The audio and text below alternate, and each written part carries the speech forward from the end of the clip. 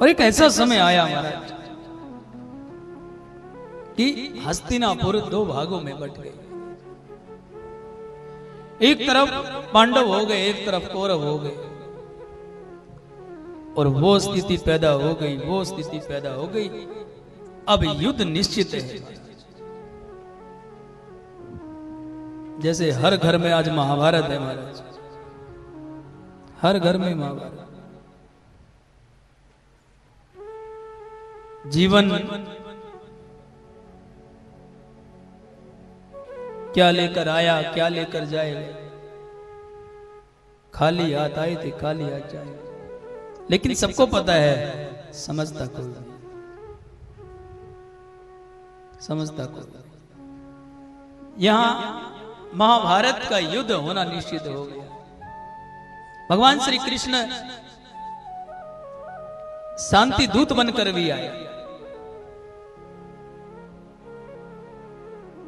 लेकिन जब शांति दूत बनकर आए, उससे पहले विदुर जी ने काफी समझाया धृतराष्ट्र को, लेकिन दुर्योधन को क्रोध आ गया और धृतराष्ट्र से ऊपर होकर विदुर जी को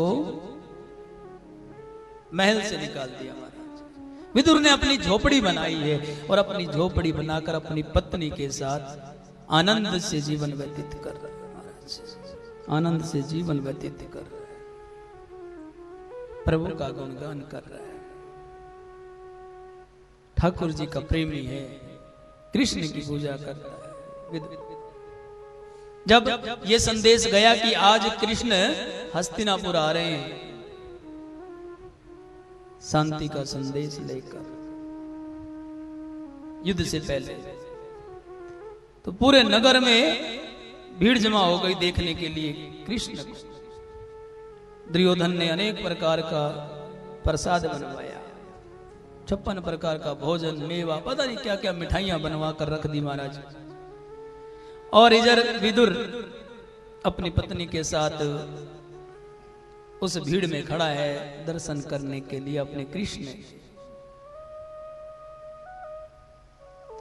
रथ में सवार होकर फूलों की वर्षा पूरा नगर कर रहा है कृष्ण के ऊपर, और कृष्ण को देख रहे हैं छुप कर विदुर और उनकी पत्नी।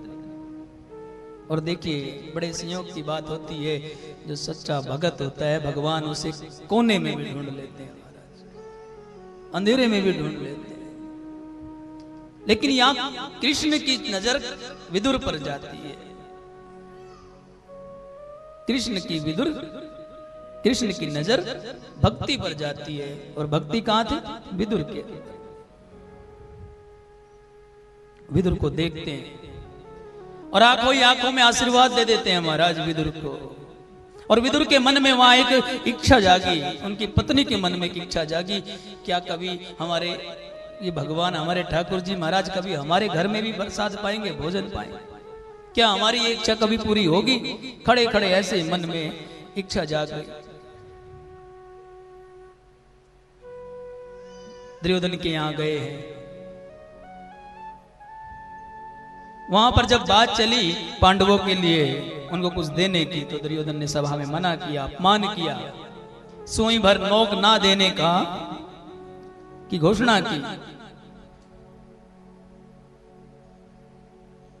और कृष्ण भगवान ने वहां सब कुछ ठुकराया है दुर्योधन ने कहा। और वहां से जाकर विदुर और उसकी पत्नी अंदर कुटिया में बैठे हुए हैं, प्रसाद भोजन की तैयारी हो रही है। सारे मेवे ठुकराकर विदुर के घर पहुंचे और दरवाजा खटखटाया है। कितने भाग्यशाली हैं विदुर की, भगवान आज स्वयं चलकर उनके दरवाजे पर आए।